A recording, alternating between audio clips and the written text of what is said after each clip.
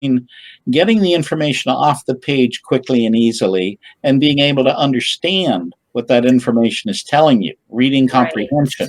Mm-hmm. Well, many children who have difficulty with decoding have horrible skills at trying to understand what they're reading. And doesn't that make a lot of sense? If you're guessing at 1/3 of the words and not getting them accurately, why would you expect to be able to draw conclusions or gain information or knowledge from what it is you're reading? It's not going to happen. Right. So we treat that separately. We teach that as a completely different set of skills. First, I want you to decode accurately, get the information clearly and correctly, and then we'll get into what does this information mean. Two different sets of skills. Some kids are really good at some, others at others, but we need both. Well, and you need the fluency.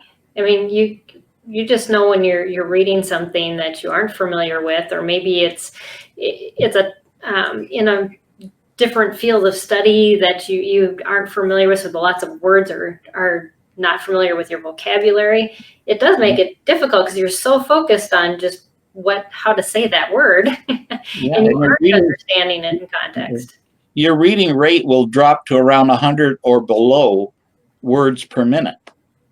Okay? So if we wanted to ask, well, how quickly should a child read out loud? Do you have any idea, Peggy? I have no idea. Okay, well, I'll give you a hint. You speak at 200 words a minute.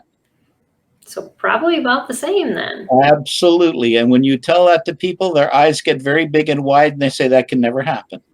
Well, the fact of the matter is you're speaking at 200 words a minute.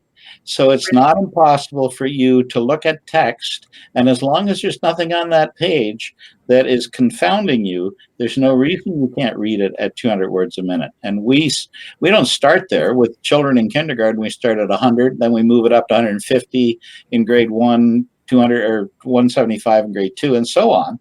By the time a child is in the 4th grade, we expect them to be reading at 200 words per minute with no more than 2 errors. Because I don't want sloppy readers. That's good that you're watching that, because I don't think I've ever seen a reading curriculum that does that. No, that's yeah.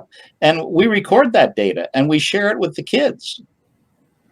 Very neat. Yeah, I can see that being motivation too.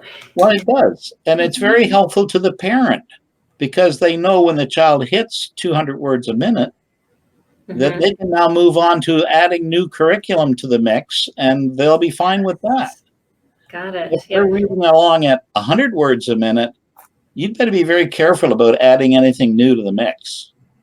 Oh, I'm sure. Yes, because they're going to be more confused. It's get overwhelmed. Fast. Yep.